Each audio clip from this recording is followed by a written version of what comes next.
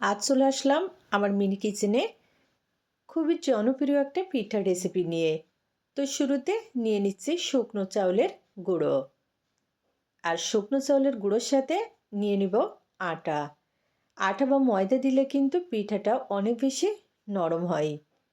নিয়ে নিচ্ছি মিষ্টির জন্য চিনি। চাইলে কিন্তু আপনারা এখানে গুড় দিয়েও এই পিঠাটা তৈরি করতে পারেন। এখন নর্মাল পানি দিয়ে ভালো করে মিশিয়ে নিচ্ছি। নিয়ে নিচ্ছি ১ চিমটি লবণ। ব্যাটার কিন্তু তৈরি করে নেওয়া হয়ে গেছে। দেখুন, খুব বেশি পাতলাও না, আবার একেবারে ঘনও না।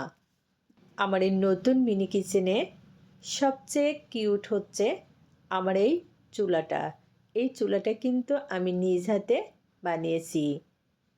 পিঠা তৈরির জন্য পরিমাণ মতো তেল দিয়ে নিলাম।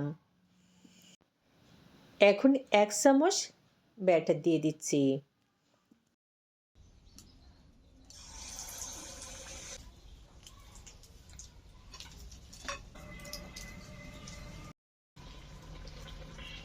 ঝটপট একেবারে সহজ করে আমার আজকের এই মিনি কিচেনে বানিয়ে নিলাম তেলের পিঠা। পিঠাটা কিন্তু সেই সুন্দর হয়েছে। সবাইকে ধন্যবাদ।